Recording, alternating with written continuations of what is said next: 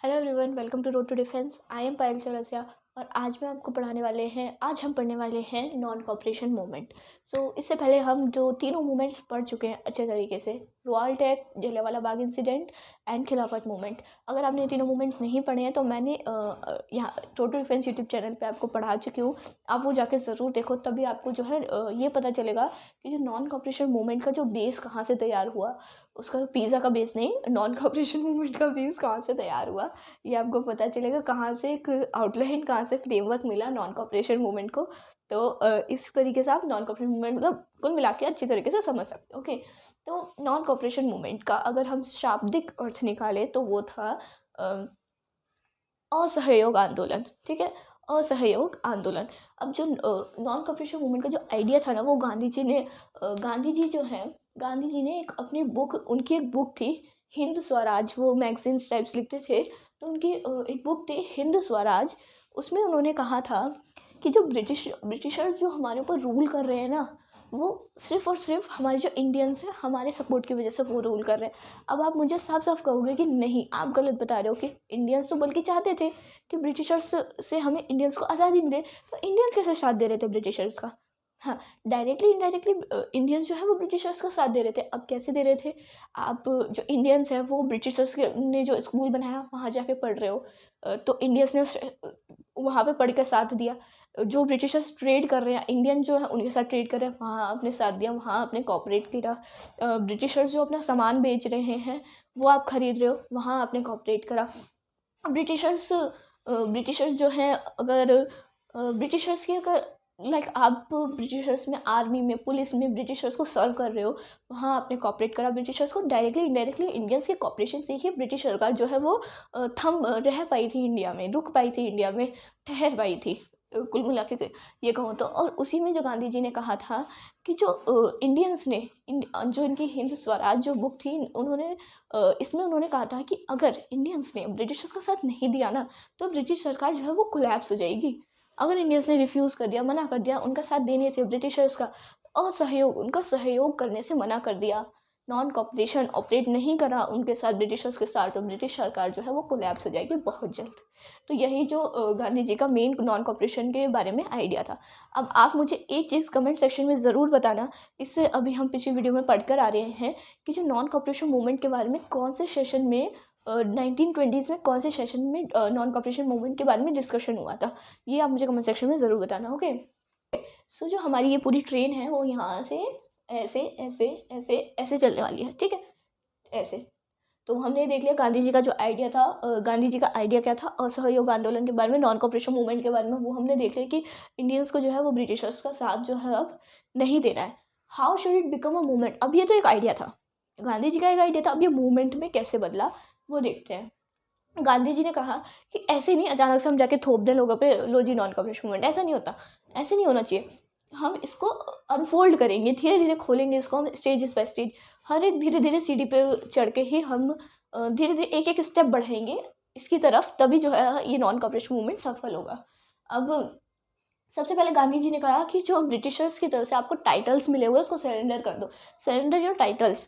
Like अगर कोई civil services में जॉब कर रहा है ब्रिटिशर्स के थ्रू, इंडियंस जो है कलेक्टर बने बैठे हैं ब्रिटिशर्स की तरफ से, तो उन्होंने कहा पहले अपने टाइटल्स को छोड़ दो।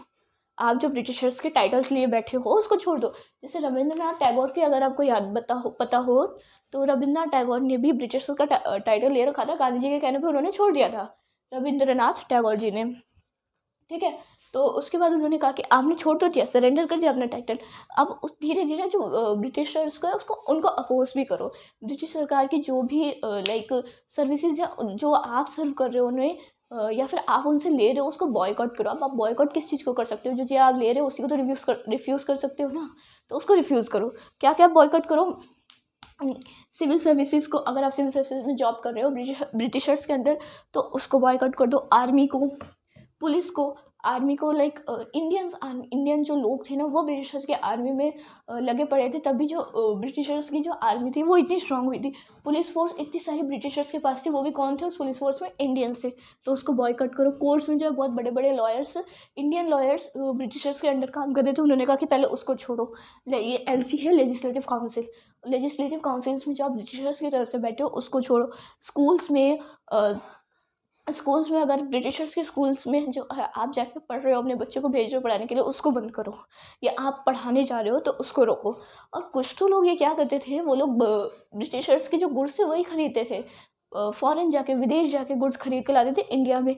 इंडिया का जो गुड्स थे उसको उपयोग नहीं करते थे, उसका यूज़ नहीं करते थे। तो सबसे पहले जो फॉरेन गुड्स थे उसका बॉयकॉट करो। अगर अब भगवान जी कह रही हूँ। सो अब गांधी जी ने कहा कि अगर ये सारी चीज़ें होती हैं, हम जो है शांतिपूर्ण करेंगे, शांतिपूर्ण तरीके से करेंगे। जो गांधी जी का बेसिक प्रिंसिपल ही यही था, नॉन वायलेंस। नॉन वायलेंस जो है वो गांधी जी का बेसिक प्रिंसिपल था।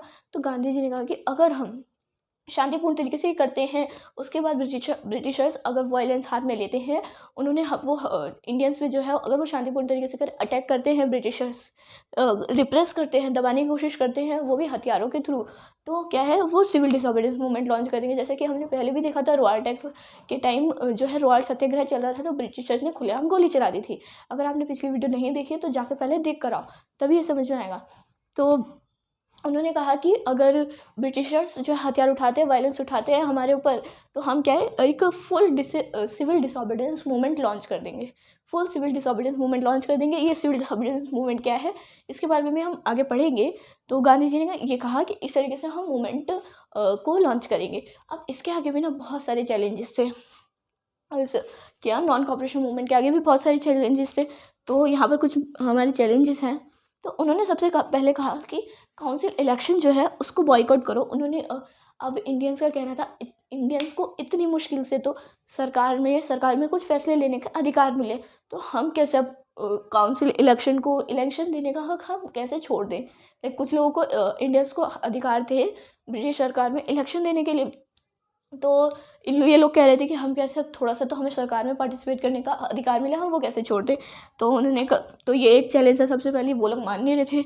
सम फियर्ड वायलेंस। अब कुछ लोगों को डर लग रहा था कहीं, जैसे जलियांवाला बाग इंसिडेंट हुआ, रोआल सत्याग्रह के बाद जलियांवाला बाग इंसिडेंट हुआ, जो ब्रिटिशर्स थे वो खुलेआम गोली मारी, वायलेंस उन्होंने हाथ में ले लिया था। फिर इंडियंस भी इतने ट्रेन नहीं थे, उन्होंने भी वायलेंस हाथ में ले लिया था, वायलेंस करने लगे थे। तो कुछ को डर था कहीं फिर से ऐसी सिचुएशन ना आ जाए। तो सपोर्टर्स वर्सेस अपोनेंट्स के बीच में तो बहुत बहसबाजी चलती रहती थी, डिबेट चलती रहती थी। सपोर्टर्स जो इस नॉन कॉपरेशन मूवमेंट के सपोर्ट में थे वो, और अपोनेंट्स जो इसके अपोज कर रहे थे, नॉन कॉपरेशन मूवमेंट के साथ नहीं थे, उनके बीच में अच्छी खासी डिबेट चलती रहती थी। तो नागपुर सेशन होता है एक कांग्रेस का ही एक नागपुर सेशन होता है। जैसे मैंने अभी आपको कहा था ना कि आपको कमेंट सेक्शन में बताना है कि नॉन कॉपरेशन मूवमेंट को 1920 में वो कौन से सेशन में डिस्कशन हुआ था, वो आप मुझे कमेंट सेक्शन में बताओगे, ओके।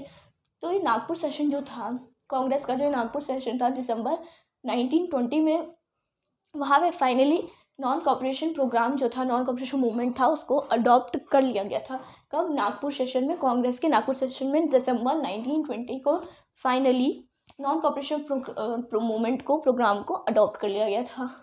अब हम ये देखेंगे कि हु एंड हाउ, कौन से लोगों ने जो है नॉन कॉपरेशन मूवमेंट का साथ दिया और किस तरीके से साथ दिया।